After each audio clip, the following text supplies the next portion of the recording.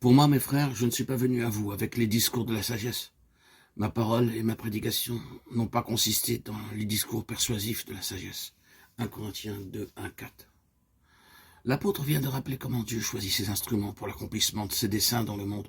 Il choisit les choses qui, humainement parlant, sont folles pour confondre les sages, celles qui sont faibles aux yeux du monde, pour confondre les fortes.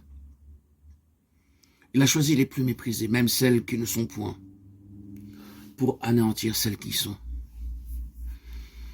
Et pour moi, mes frères et sœurs, en Christ bien-aimés, continue l'apôtre, c'est ainsi que je me suis présenté à vous, dépouillé de toute sagesse humaine, sans discours éloquent, faible dans la crainte et un grand tremblement, pour vous annoncer le mystère de Dieu. Mais Dieu a rendu témoignage à ma prédication en l'accompagnant d'une démonstration d'esprit de puissance. Une démonstration d'esprit, une explication d'en haut, un secours divin qui révèle le message.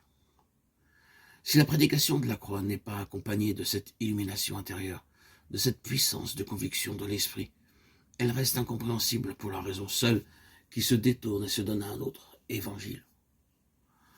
Quoiqu'il n'y ait pas d'autre bonne nouvelle, pas d'autre évangile. Ou bien, il arrive aussi qu'une compréhension purement intellectuelle du message de la croix agisse sur la conscience comme un anesthésique, un soporifique. Parfois, enfin, hélas,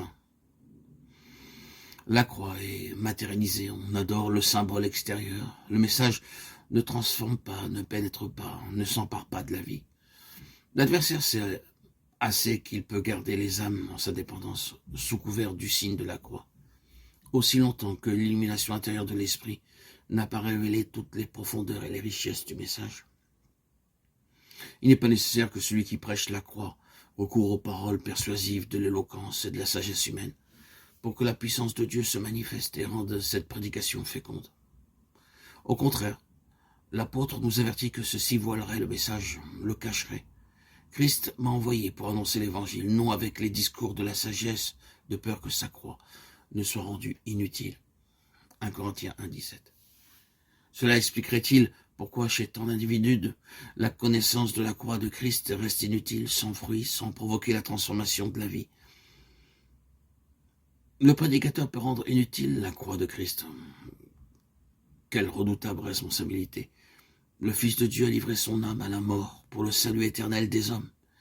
Et ses messagers, ses serviteurs peuvent rendre son sacrifice inutile. Quelle pensée redoutable. Mais comment cela se peut-il faire? Comment la sagesse humaine peut-elle rendre stérile la prédication de la croix?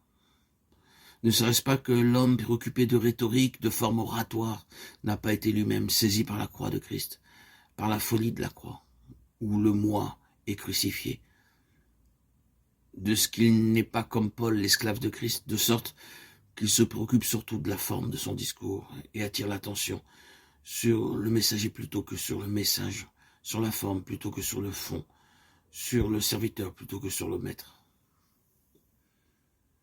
N'avons-nous pas le droit de penser que la prédication de la croix doit être le message qui touche le plus directement, le plus profondément le cœur du Père? Et ne comprenons-nous pas qu'il refuse de bénir quiconque se sert du message au lieu de le servir? Dieu refuse que ceux qui annoncent la mort de son Fils en dérivent quelque gloire pour eux-mêmes, quelque encens. La tragédie du calvaire doit être présentée à un monde qui meurt dans toute sa tragique réalité. Et des fleurs de rhétorique y sont aussi peu à leur place que l'eussent été autrefois de vraies fleurs tressées ou suspendues à la croix par les témoins de l'agonie en Golgotha. D'ailleurs, le thème même du calvaire ne se prête pas aux dissertations. Il n'y a rien dans la croix, rien dans son horrible réalité, rien dans la prédication de son message qui puisse servir d'aliment à la vanité ou à l'orgueil.